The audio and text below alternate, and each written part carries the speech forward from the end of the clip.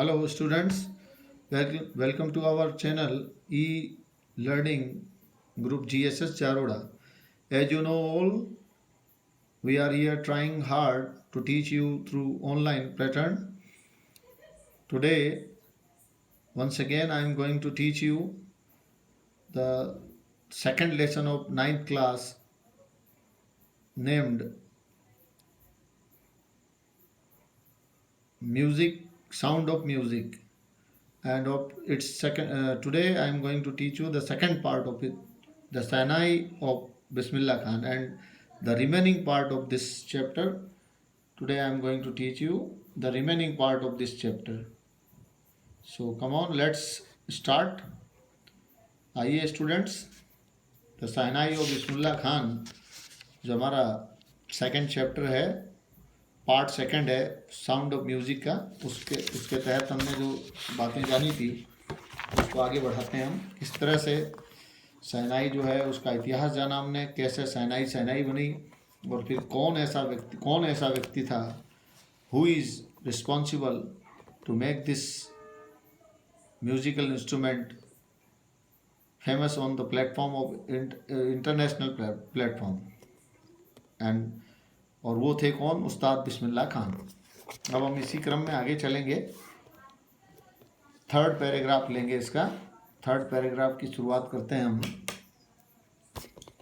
तो लास्ट पढ़ा था हमने the credit for bringing this instrument on to the classical stage, यानी इस इंस्ट्रूमेंट को, इस वाद्य यंत्र को क्लासिकल स्टेज पर लाने के लिए, अर्थात ये इससे पहले तो ये केवल टेम्पल्स और वेडिंग में ही इसको यूज़ किया जाता था, लेकिन उसको एक बहुत ही इम्पॉर्टेंट प्लेस दिलाने में जो भूमिका निभाई, क्लासिकल स्टेज पर पहुंचाने की, इंटरनेशनल म्यूजिकल इंस्ट्रूमेंट बनाने में जो रोल प्ले किया था, वो उसका सारा क्रेडिट जाता है उस्ताद बिस्मिल्लाह खान। अब हम आगे देखते हैं, उस्ताद बिस्मिल्लाह खान के बारे में थोड़ी सी जानकारी लेते हैं। As a 5 year old Bismillah Khan played गिल्ली डंडा। जानते हैं देसी खेल है हमारे यहाँ पर, देसी ग्रामीण इलाकों में इसको खेला जाता है और पूरे भारत में लगभग खेला जाता है। तो एज ए 5 ईयर ओल्ड, 5 साल की उम्र के बिस्मिल्लाह खान जो हैं, 5 साल की उम्र में प्लेड गिल्ली डंडा खेला करते थे वो, near a pond in the ancient estate of Dumraon in Bihar. Bihar का एक प्राचीन, पुराना, एंशियंट का मतलब प्राचीन, अपोजिट होता है इसका मॉडर्न। जो एस्टेट था, एस्टेट का मतलब होता है जागीर, नाम था जिसका डुमराव, जो बिहार में स्थित है। वहाँ वो एक पौंड के नज़दीक, यानी एक तालाब के नज़दीक गिल्ली डंडा खेला करते थे 5 साल की उम्र में। He would regularly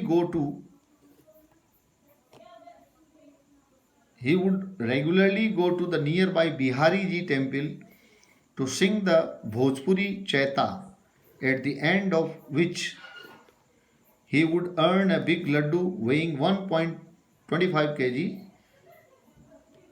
a prize given by the local महाराजा। तो यहाँ एक जानकारी आती है कि किस तरह से उनके दिल में शुरू से ही, या उनके अंदर शुरू से ही इस वाद्य यंत्र के प्रति एक टैलेंट था, वाद्य यंत्र को बजाने का टैलेंट था, वाद्य यंत्र के प्रति उनकी इंटरेस्ट था उनके मन में शुरू से ही। वो चीज़ हमारे सामने आ रही है, जैसे बता रहा है कि बचपन में he would regularly go to the nearby Bihari ji temple. वहाँ जहाँ डुमराव में जो पास में ही जो बिहारी जी का टेम्पल था, वहाँ वो रेगुलरली जाते थे, डेली जाते, रेगुलरली में नियमित रूप से जाया करते थे। क्या करने के लिए? To sing the Bhojpuri chaita. Bhojpuri एक लैंग्वेज है, और लैंग्वेज के फर्स्ट जो लेटर होता है हमेशा कैपिटल होता है। कोई भी लैंग्वेज का नाम कहीं भी लिखेंगे हम तो फर्स्ट लेटर उसका कैपिटल होगा।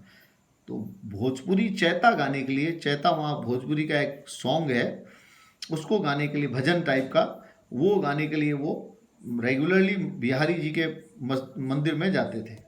एट द एंड ऑफ विच, और जब वहाँ जाते उस भजन को पूरा करते, उसके समापन पर ही would earn a big laddu, उनको मिलता था एक बड़ा लड्डू, वेइंग 1.25 kg, यानी 1.25 kg का एक बड़ा लड्डू जो है उनको इनाम के रूप में मिलता था। प्राइज के रूप में, जो कि वहाँ के जो लोकल महाराजा थे उनके द्वारा दिया जाता था। दिस हैपेंड 80 ईयर्स अगो, और ये बातें लगभग 80 साल पुरानी है। 80 साल पहले ये बातें होती थी, यानी इस तरह की बिस्मिल्लाह खान के जीवन में इस तरह की घटना घटित होती थी 80 साल पहले। And the little boy has travelled, और ये जो छोटा सा बच्चा जो था, यानी यहाँ लिटिल बॉय किसके लिए आया है? बिस्मिल्लाह खान के लिए। Has travelled far to earn the highest civilian award in India, the Bharat रत्न।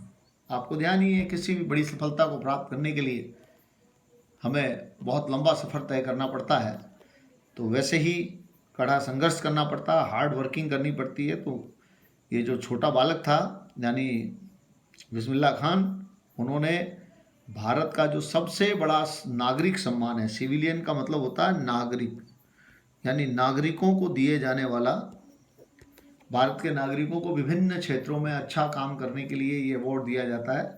तो भारत का जो सबसे बड़ा, द हाईएस्ट, सुपरलेटिव डिग्री इसलिए यहाँ द लगा है, the highest civilian award in India, Bharat का में जो सबसे बड़ा जो सिविलियन अवार्ड है, नागरिक पुरस्कार है, नाम है जिसका द भारत रत्न। और किसी भी अवार्ड के नाम के पहले भी द का प्रयोग किया जाता है और उसके प्रत्येक शब्द का पहला अक्षर कैपिटल होता है, जैसे यहाँ देखें आप, ठीक है। तो ये अवार्ड प्राप्त करने के लिए इस छोटे से लड़के ने बहुत दूर तक की यात्रा की है, बहुत लंबी यात्रा की है, बहुत दूर गया है ये आदमी।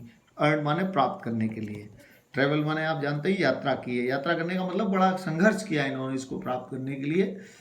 यहाँ किसी ऑफिशियल यात्रा या किसी एक स्थान से दूसरे स्थान जाने की बात नहीं है, यानी कहने का मतलब इस इनाम को प्राप्त करने के लिए इन्होंने जो मेहनत की है, काम किया है, बहुत दूर तक वो गए हैं इसको प्राप्त करने के लिए, बहुत बड़ा काम किया उन्होंने। तो ये तीसरा पैराग्राफ आपको समझ में आ गया। इसमें हमने बिस्मिल्लाह खान जी के बारे में जाना, उनका बचपन जाना, और उसके बाद में उन्होंने किस तरह से भारत का जो सबसे बड़ा अवार्ड है द भारत रत्न उसको प्राप्त किया। बोर्न ऑन 21 मार्च, अब थोड़ी सी जानकारी और लेते हैं हम आगे। बोर्न ऑन 21 मार्च, 21 मार्च 1916 में जन्मे Bismillah Khan belongs to a well-known family of musicians from Bihar. Bihar के एक जाने माने जो संगीतज्ञों की जो परिवार था, फैमिली ऑफ म्यूजिशियंस, संगीतज्ञों के म्यूजिशियंस के परिवार, जो जाना माना परिवार था, उससे उनका संबंध था। बिलोंग के साथ हमेशा प्रयोग टू का प्रयोग किया जाता है। और उनका जन्म 21 मार्च 1916 को हुआ था। हिज ग्रैंडफादर, उनके जो दादा थे, Rasool Bakhsh Khan, was the shehnai nawab of the Bhojpur king's court, यानी भोजपुर के जो राजा का जो दरबार था वहाँ पे वो सहनाई नवाज थे, अर्थात सहनाई को बजाते थे वहाँ। उनके दादा ग्रैंडफादर रसूल बख्श खान, यानी कहने का मतलब यहाँ हम देख रहे हैं कि ये विरासत में उनको ये टैलेंट मिला था। उनके दादा भी सहनाई के बहुत बड़े वादक थे और भोजपुर के जो किंग थे उनके कोर्ट में वो सहनाई नवाज थे। हिज फादर पैगंबर बख्श, और उनके जो पिता पैगंबर बख्श जिनका नाम था, and other paternal ancestors were also great shehnai players. इसके अलावा उनके पिता भी, जिनका नाम पैगंबर बख्श था, और अदर जो पैटर्नल एंसेस्टर्स थे, यानी उनके दादा के यानी परिवार, एंसेस्टर्स ऑफ द फादर्स, पिताजी के जो बुजुर्ग थे उनको पैटर्नल एंसेस्टर्स कहा जाता है। एंसेस्टर्स का मतलब बुजुर्ग होता है, और पैटर्नल का मतलब पिता के जो बुजुर्ग थे, उनके दादा परदादा, वो उस बड़े दादा छोटे दादा, वो जो उनके परिवार के जो अन्य सदस्य थे, बुजुर्ग थे, वो भी बड़े महान सहनाई प्लेयर थे। तो कहने का मतलब यहाँ थोड़ा सा प्लस था किनके साथ, जो एवलिन के साथ नहीं था। एवलिन के लिए ऐसा कुछ भी नहीं था, एवलिन के पास में इस तरह का कोई पहले से कोई टैलेंट या विरासत में या कोई आसपास कोई संगीत का सीखने का कोई उनके पास माहौल नहीं था, या उनके परिवार में कोई संगीतज्ञ नहीं था, और फिर उनकी फिजिकल डिसेबिलिटी भी थी उनके साथ। लेकिन यहाँ हम कंपैरिजन नहीं करेंगे। लेकिन यहाँ सहनाई के वादक, सहनाई से सम्राट बिस्मिल्लाह खान के साथ थोड़ा सा ये प्लस था, बोनस था कि उनको ये चीज़ शुरू से ही, बचपन से ही मिली थी और विरासत में मिली थी, हेरिटेज था उनके लिए ये, और इसका निश्चित रूप से लाभ मिलता है। तो यहाँ तक हमने देखा, अब इसको आगे बढ़ाएंगे। नेक्स्ट चल रहे हैं हम, पैराग्राफ नंबर 5 देखेंगे। द यंग बॉय, हम जानकारी ले रहे हैं, the young boy, 5th paragraph की फर्स्ट लाइन देगा, the young boy took to music early in life, यानी शुरू से ही जीवन में उनके संगीत के प्रति लगाव था। एट द एज ऑफ 3, मात्र 3 साल की उम्र में, his mother took him to his maternal uncle's house in Banaras. 3 साल के थे जब उनकी माँ जो है उन्हें उनके मैटरनल अंकल यानी उनके मामा के घर बनारस ले गई। नाव वाराणसी, जिसको वाराणसी के नाम से जाना जाता है, जिसको काशी भी कहा जाता है। Bismillah was fascinated watching his uncle practise the shehnai, और वहाँ जब वो गए अपने ननिहाल में, और जब उन्होंने अपने मामा को इसे बजाते हुए देखा, यानी शहनाई को बजाते हुए देखा, तो वो फैसिनेटेड हो गए, अर्थात कहने का मतलब बहुत ही ज़्यादा रोमांचित हो गए, उससे आकर्षित हो गए, अट्रैक्टेड हो गए। Soon Bismillah Khan started accompanying his uncle, और फिर जल्दी ही वो अपने मामा के साथ में इस तरह के कार्यक्रमों में, इस तरह के प्रोग्राम में, शहनाई वादन के प्रोग्राम में जाने लगे। उनके साथ जाना उन्होंने शुरू कर दिया। साथ जाना है, accompanying का मतलब साथ जाना। Ali Bakhsh to the Vishnu temple of Banaras, उनके मामा का नाम था अली बख्श, उनके साथ। और कहाँ जाने लगे? To Vishnu temple of Banaras, Banaras का जो विष्णु टेम्पल था वहाँ वो जाने लगे। Where Bakhsh was employed to play the shehnai, जहाँ पर उनके जो मामा हैं उनको रोज़गार दिया गया था, नौकरी दी गई थी, एम्प्लॉय बनाया गया था शहनाई बजाने के लिए। क्योंकि पहले आपको पता है मंदिरों में भी इसको बजाया जाता है, ऑस्पिशियस माना जाता है इसको। वेडिंग्स में तो है ही, शादी विवाह में तो इसका प्रयोग किया ही जाता है, लेकिन वादन किया ही जाता है, साथ में मंदिरों में भी इसको बजाया जाता है। तो विष्णु मंदिर जो था वहाँ का, बनारस का, वहाँ उनके मामा को इस काम पर लगाया गया था। वहाँ वो अपने मामा के साथ जाया करते थे। Ali Bakhsh would play the shehnai and Bismillah would sit captivated for hours on end, और वहाँ मंदिर में अली बख्श तो शहनाई को बजाते थे और बिस्मिल्लाह खान बैठे रहते थे। कैप्टिवेटेड का मतलब वशीभूत होकर, कैप्टिवेटेड का मतलब हो गया वशीभूत होकर के, यानी काफ़ी ज़्यादा उस प्रभावित होकर के, उसमें लगन लेते हुए, लगन के साथ, कैप्टिवेटेड वशीभूत होकर के, 4 आवर्स ऑन एंड, यानी अंत तक, काफ़ी घंटों तक वो वशीभूत होकर के वहाँ बैठे रहते थे और उनके मामा जो है उसका वादन करते थे स्लोली। और देखिए यहीं से ही वो चीज़, वो लगन जो है काम आ रही है। अब slowly he started getting lessons in playing the instrument, और धीरे धीरे फिर उन्होंने इस वाद्य यंत्र को बजाने में भी जानकारी लेनी शुरू कर दी। इस वाद्य यंत्र को बजाने का तरीका सीखने लग गए। And would sit practising throughout the day, और वो बैठे रहते थे पूरे दिन अभ्यास करते हुए। प्रैक्टिसिंग का मतलब पूरे दिन के लिए, प्रैक्टिसिंग का मतलब अभ्यास करते हुए, थ्रू आउट द डे, पूरे दिन जो है अभ्यास करते हुए वो बैठे रहते थे। बस यहीं से उनकी जो लगन है जागी, और अभ्यास और लगन दोनों मिल जाएं, यानी इंटरेस्ट एंड प्रैक्टिस दोनों अगर मिल जाएं तो सक्सेस डेफिनेटली मिलती है। 4 years to come, the temple of Balaji and Mangala Maiya and the banks of the Ganga become the young apprentices' favorite haunts. यानी कौन कौन सी जगह? 4 years to come, आने वाले कई सालों तक। 4 years to come का मतलब कई सालों तक, जो आने वाले कई साल तक। द टेम्पल ऑफ बालाजी का जो मंदिर था, मंगला मैया का जो मंदिर था, and the banks of the Ganga, और गंगा रिवर जो थी, रिवर के पहले द का प्रयोग किया, रिवर के नेम के पहले द का प्रयोग किया जाता है मंदिरों, मस्जिदों, गिरजाघरों, और इसके अलावा आपके गुरुद्वारों के नाम के पहले भी द का प्रयोग किया जाता है। ये एक रूल है द लगाने की, कुछ डेफिनेट सिचुएशंस हैं। तो कौन कौन सी जगह? एक तो the temple of Balaji and Mangala Maiya and the banks of the Ganga, और गंगा नदी का जो किनारा था, बैंक्स का मतलब यहाँ पर क्या है? बैंक माने किनारा, तट, किनारा, वो became the young apprentice. Apprentice का मतलब होता है प्रशिक्षु, सीखने वाला। अप्रेंटिस का मतलब होता है प्रशिक्षु, प्रशिक्षु यानी सीखने वाला। यानी ये जो युवा, यंग, जो सीखने वाला था, यानी अप्रेंटिस, यानी किसकी बात हो रही है यहाँ पे? बिस्मिल्लाह खान की। उनके फेवरेट हॉन्ट्स बन गए थे ये जगह अभी जिनकी हमने चर्चा की, मंगला मैया का मंदिर, बालाजी का मंदिर, और गंगा नदी जो है उनका वो गंगा नदी का किनारा उनके फेवरेट हॉन्ट्स बन गए थे। हॉन्ट्स का मतलब अड्डा। अड्डा का मतलब जहाँ आप आमतौर पर बैठे रहते हैं, जो जगह आप ज़्यादातर जहाँ आप बैठते हैं, ज़्यादातर समय बिताते हैं, उसको उस व्यक्ति का अड्डा कहते हैं।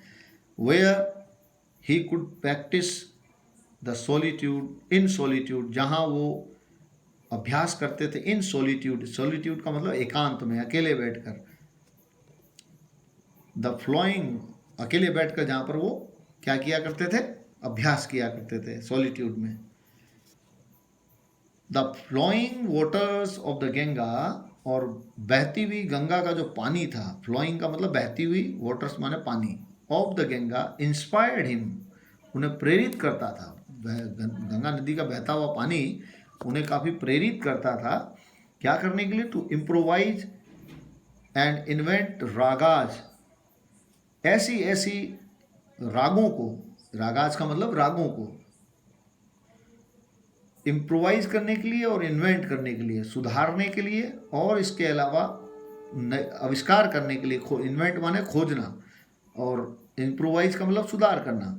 यानी उन पानी की जो फ्लोइंग वाटर ऑफ रिवर, जो गंगा रिवर जो थी, उसकी जो फ्लोइंग वाटर्स जो था, वो प्रेरित करता था, उनको इंस्पायर करता था कि वो नए नए रागों को इम्प्रोवाइज करें और उसके अलावा उनकी खोज करें।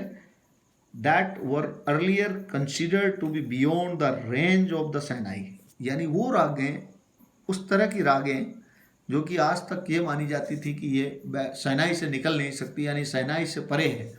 सैनाई द्वारा इन रागों को नहीं निकाला जा सकता है, सैनाई से इसको प्ले नहीं किया जा सकता। बियॉन्ड द रेंज ऑफ सैनाई, यानी सैनाई की सीमा से ये परे थे, ऐसा माना जाता। उन रागों को यहाँ बैठकर ये इम्प्रोवाइज करते थे और इन्वेंट करते थे, और गंगा का बहता पानी जो है इस बात के लिए उन्हें प्रेरित करता था। एट द एज ऑफ 14, अब आगे चलते हैं हम। एट द एज ऑफ 14, 14 साल की उम्र में बिस्मिल्लाह अकम्पनीड हिज अंकल, 14 साल की उम्र में वो अपने चाचा के साथ, अपने मामा के साथ, जो है वो इलाहाबाद म्यूजिक कॉन्फ्रेंस में गए। अकम्पनीड का मतलब एकम्पनीड यानी साथ में जाना। 14 साल की उम्र में वो अपने अंकल के साथ में इलाहाबाद म्यूजिक कॉन्फ्रेंस, यानी इलाहाबाद का जो संगीत समारोह था, उसमें गए।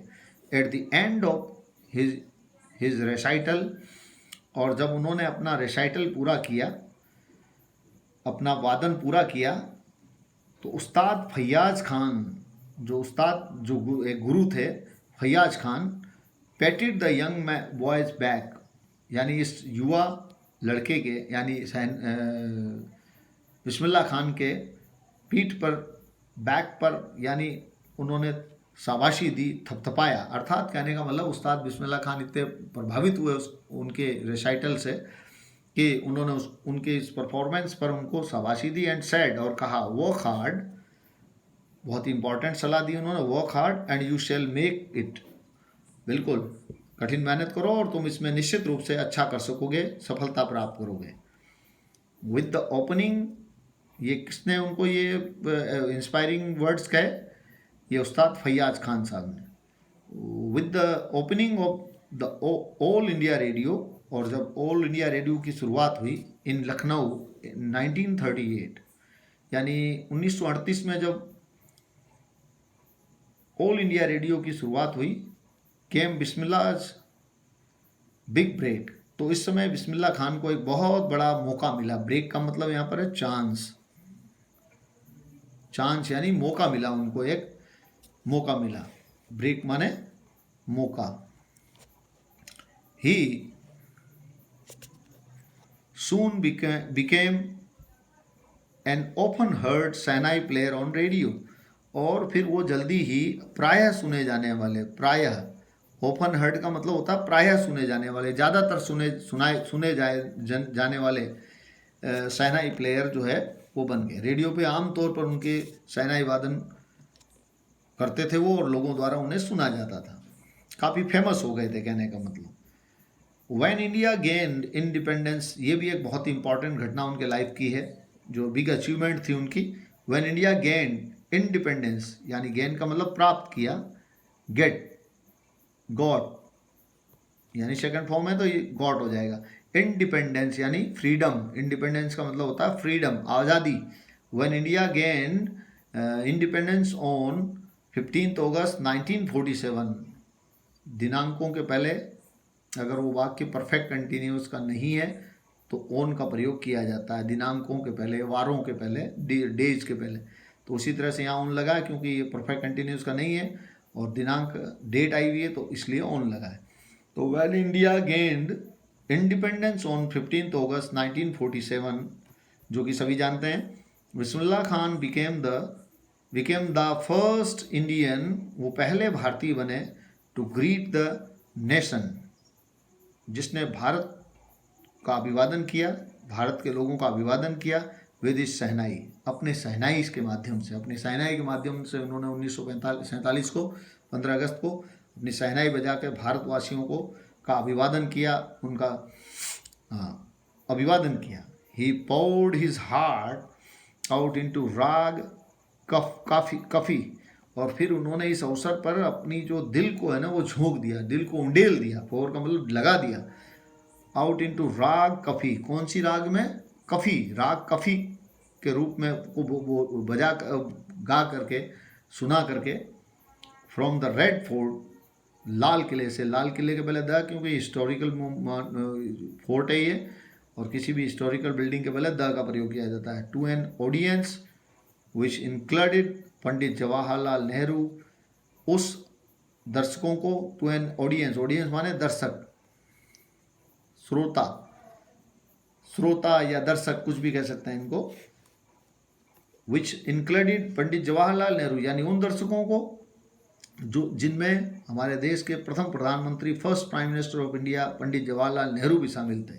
Who later gave his famous tryst with destiny speech, जिन्होंने बाद में अपना वो फेमस भाषण, ट्राइस्ट विद डेस्टिनी नाम का जो भाषण दिया था उन्होंने, उसके यानी उस अवसर पर जो उन्होंने महान भाषण दिया था, बहुत बड़ा भाषण दिया था अपना, प्रसिद्ध, फेमस माने प्रसिद्ध होता है, पॉपुलर, उससे ठीक पहले उन्होंने अपना दिल खोल करके, अपने मन, बहुत ही दिल लगा करके राग कफी में रेड फोर्ट से जो है वो अपनी शहनाई का वादन किया, और पूरे भारत की आज़ादी के अवसर पर, स्वतंत्रता के अवसर पर ये शानदार शहनाई वादन करके ग्रीट किया।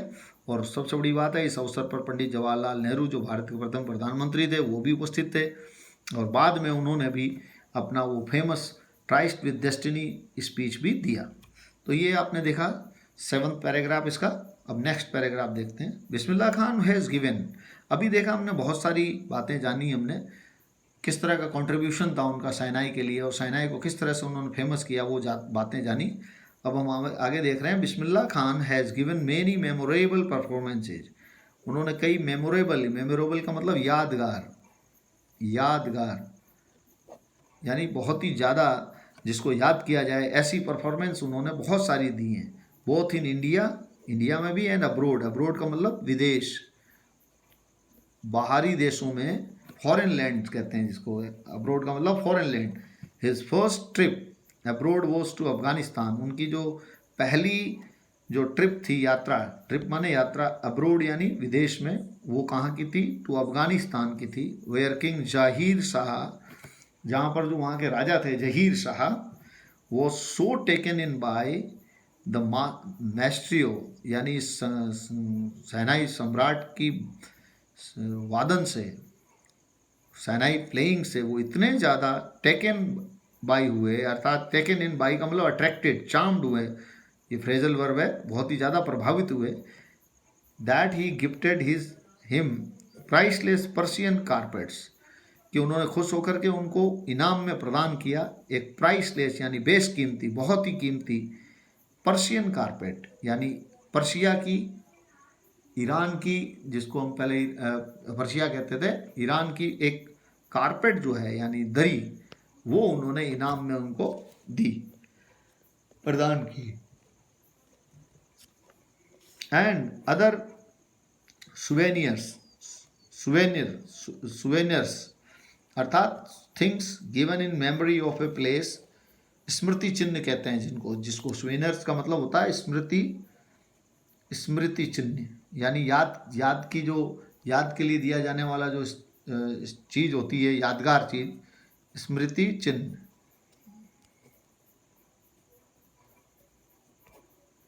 स्मृति चिन्ह भी दिया वहां पर उनको।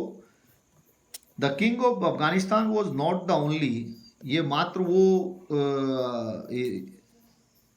अफगानिस्तान के राजा ही मात्र ऐसे नहीं थे, only one to be fascinated with Bismillah music, Bismillah के म्यूजिक से, संगीत से, शहनाई से प्रभावित होने वाले मात्र अफगानिस्तान के राजा जाहिर शाह ही नहीं थे, इसके अलावा बहुत लोग थे, जैसे film director Vijay Bhatt. Film director Vijay Bhatt was so impressed after hearing Bismillah play at festival that he named the film after the instrument called गूंज उठी शहनाई, यानी इतने ज़्यादा प्रभावित हुए एक प्रोग्राम में, बिस्मिल्लाह खान को एक त्यौहार के उपलक्ष्य में, फेस्टिवल के उपलक्ष्य में शहनाई बजाते हुए इतने ज़्यादा इम्प्रेस्ड हुए, इम्प्रेस्ड का मतलब होता है प्रभावित हुए, कि उन्होंने अपनी एक फिल्म का नाम जो है इस इंस्ट्रूमेंट यानी इस शहनाई के नाम पर ही रख दिया, यानी गूंज उठी शहनाई, अपने फिल्म का टाइटल जो है, उन्होंने फिल्म का नाम जो है इस वाद्य यंत्र पर रख दिया, इतने ज़्यादा वो प्रभावित हुए। नेक्स्ट देखते हैं,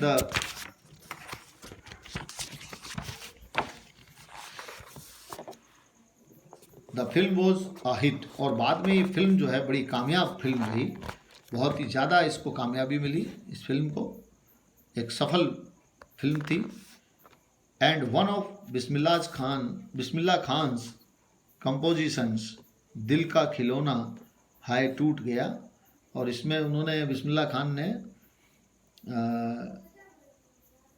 जो एक गाना लिखा था, बजाया था, कंपोजिशन जो रचना थी उनकी, दिल का खिलौना Haye Toot Gaya, turn out to be a nationwide chartbuster, यानी कहने का मतलब नेशन वाइड यानी रिकॉर्ड, चार्ट बस्टर का मतलब होता है रिकॉर्ड ब्रेकर, रिकॉर्ड कीर्तिमान ध्वस्त करने वाला, विश्व राष्ट्रव्यापी, नेशन वाइड का मतलब राष्ट्रव्यापी, यानी पूरे राष्ट्र में इनका ये जो गाना है, कंपोजिशन जो है दिल का खिलौना हाय टूट गया, ये राष्ट्रव्यापी रिकॉर्ड तोड़ने वाला गाना बना।